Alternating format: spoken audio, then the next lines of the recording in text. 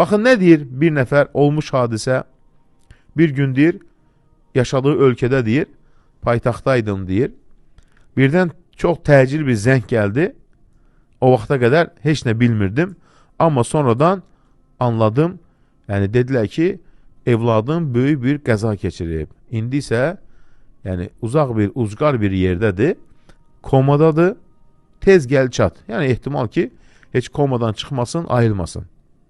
Həqiqətən də deyir, yəni çox deyir, şok oldum deyir. Artıq bilmədim neyniyim.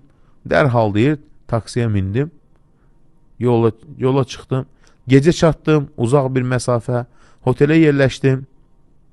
Səhər tezdən gəldilər qohum əqrabadan məni aparmağa. Onlar da gəlib çatıblar. Çıxarkən deyir, ancaq yadıma bu dua düşdü deyir. La ilahə illə əntə subhanək inni kuntu minəz zalimin. Yəni Yunus Peyğəmbərin duası. La ilahə illə ənt, səndən başqa ibadətlə haqq məbud yoxdur. Sən nöqsanlardan uzaqsan, paksan, subhanək sözü. İnni kuntu minəz zalimin. Mən öz nəfsimə zülm etdim. Təkrar etdim deyir. Xəstəxanaya çatdım. Dilimdən düşürmürəm. Həkimdən görüşdüm. Dedim, oğlumu görmək istəyirəm. Dedi ki, indi ziyarət vaxtı deyil. Dedim ki, uzaqdan gəlmişəm. Gecə də yaxşı yatmamışam. Mütləq görməliyəm.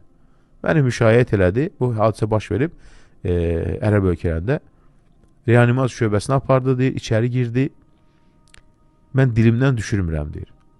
Vəziyyəti çox ağır idi. İçəri girən kimdi? Gözlərini açdı deyir. Mənə baxdı deyir. Həkim heyrətə gəldi. Dedi, bu necə oldu?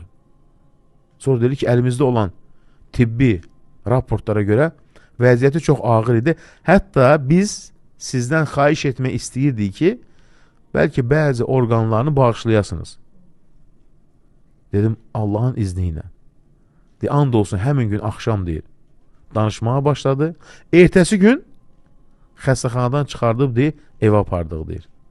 Allah hər şeyə qadirdir. Nə ilə?